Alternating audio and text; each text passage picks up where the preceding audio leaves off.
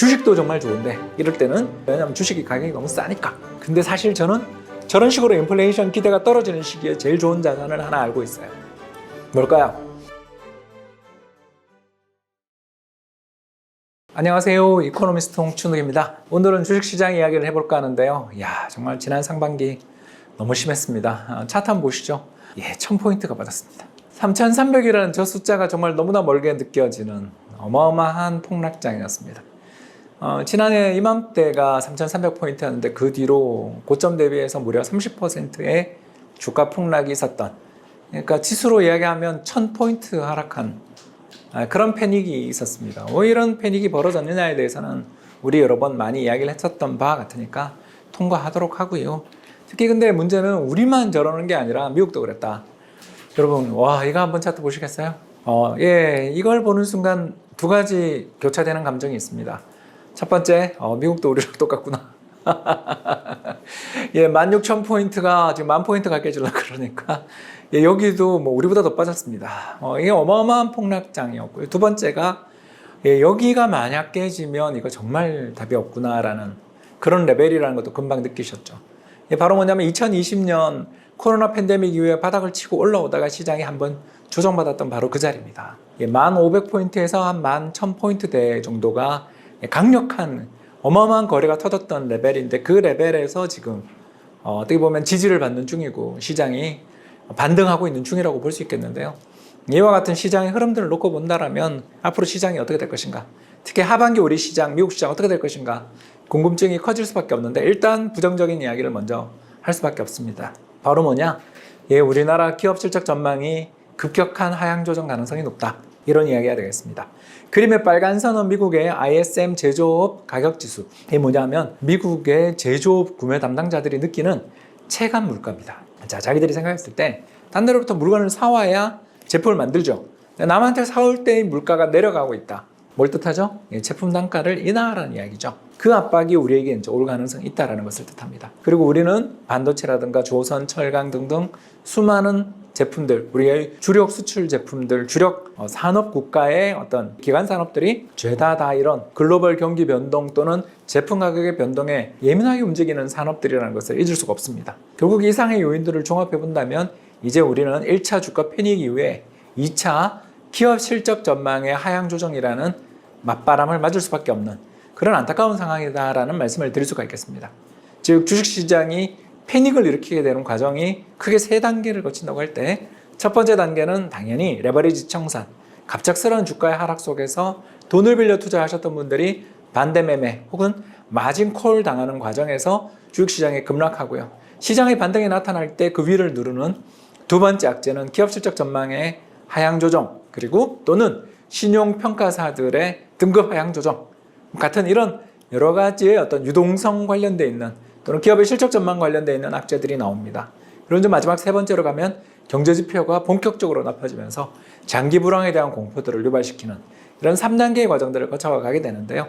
주식시장은 보통 1단계의 패닉을 거친 다음부터 2단계의 조정을 거치고 3단계에는 오히려 올라가는 게 일반적인데 이번에도 그럴 수 있으면 좋겠습니다. 자, 그렇다면 질문이 나올 수밖에 없죠. 아니 박사님, 호재라고는 하나도 찾아볼 수가 없는데 정말 1단계가 끝났다고 해서 2단계에 우리가 정말 반등할 수 있습니까? 실적 전망 하향 조정되는 시기가 오히려 주가 반등의 타이밍이라고 단언할 수 있습니까? 라는 질문이 나오실 거라고 생각합니다. 근데 이 차트 한번 보시겠습니까? 저 빨간 선은 뭐냐 하면 미국의 시장 참가자들이 느끼는 향후 5년의 인플레이션 기대라고 할 수 있습니다. 그리고 파란 선은 향후 10년에 대한 인플레 기대입니다. 어떤가요, 여러분? 어마어마하게 떨어졌죠.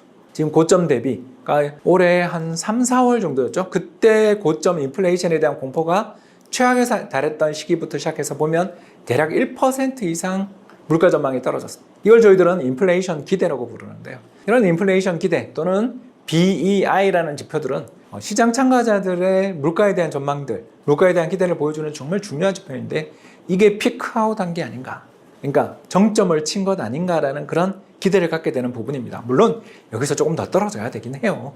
그러나 이런 징후들이 보이기 시작했다는 것은 뭘 의미하나, 주식시장이 추가적인 악재에 대해서 조금씩 하단이 단단해지는 모습은 나올 수 있는 그런 일말의 기대는 걸어볼 수 있다고 볼 수 있겠고요. 주식도 정말 좋은데 이럴 때는 정말 왜냐하면 주식이 가격이 너무 싸니까 근데 사실 저는 저런 식으로 인플레이션 기대가 떨어지는 시기에 제일 좋은 자산을 하나 알고 있어요. 뭘까요? 네, 채권을 사야 됩니다. 특히 어떤 채권? 회사채 말고요. 회사채는 신용 리스크, 기업 실적 전망이 악화될 때 신용 등급도 하향 조정돼요. 그러니까 회사채는 좀 힘들고요. 이럴 때는 국채를, 우량한 나라의 국채를 사야 된다. 이렇게 볼 수 있겠습니다. 그래서 이 국채가 먼저 랠리를 펼치고 그 다음 주식이 보통 랠리를 펼치게 된다는 점을 생각해 보면 일단 올해 하반기에는 채권부터 시작해서 주식으로 이어지는 바닥을 확인하는 과정들이 나오지 않을까라는 기대 섞인 전망을 해봅니다. 물론 이 전망은 돌발적인 충격이 없다라는 가정에서 이루어진 거니까요. 아이프텐이 또 무슨 말을 했다, 바이든이 또 이상한 정책을 펼쳤다 등등에 따라서는 얼마든지 시장 전망은 달라질 수 있다는 점은 마지막으로 알려드리며 발표를 마칠까 합니다. 감사합니다. 요즘에는 코스피가 다시 상승세를 조금 보이고 있잖아요. 왜 다시 상승세를 보이고 있나요? 두 가지가 큰 거죠. 첫 번째는 우리도 지지선 근처에 왔어요. 제가 저 차트를 보여드리는 이유가 저렇게 이제 장기 이동 평균이 이루어지는 영역들이 대부분 뭐냐 하면 과거에 매매 공방이 있었던 자리들입니다. 그 말은 뭐냐 하면 거기 가면 대략 저가 매수세가 꽤 유입될 가능성이 있는 그런 자리다라는 게 첫 번째고요. 두 번째는 당연하게도 인플레이션 기대가 약화되고 있다.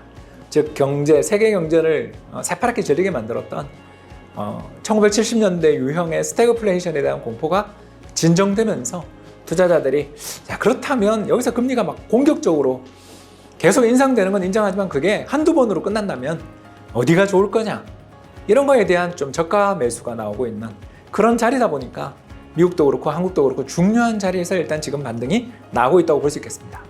ISM 제조업 체감 물가가 나아지면 우리나라 주력 수출품에도 좀 도움이 되고 그렇게 해서 저희 경기도 좋아진다는 선순환으로 이해해도 될까요? 그런데 이제 저 지표가 가지는 양면적인 특성이 있습니다. 미국 기업들이 느끼는 체감 물가가 떨어지기 시작했다. 우리 기업들 입장에서 보면 인플레이션이 이제 바뀌고 제품 가격을 인하해야 되니까 실적이 안 좋겠죠. 그래서 우리 입장에서는 악재인데 저게 또 왜 시장에 아까 인플레이션 기대를 낮추는 거에 금융시장 입장에서는 되게 좋은 일이잖아요.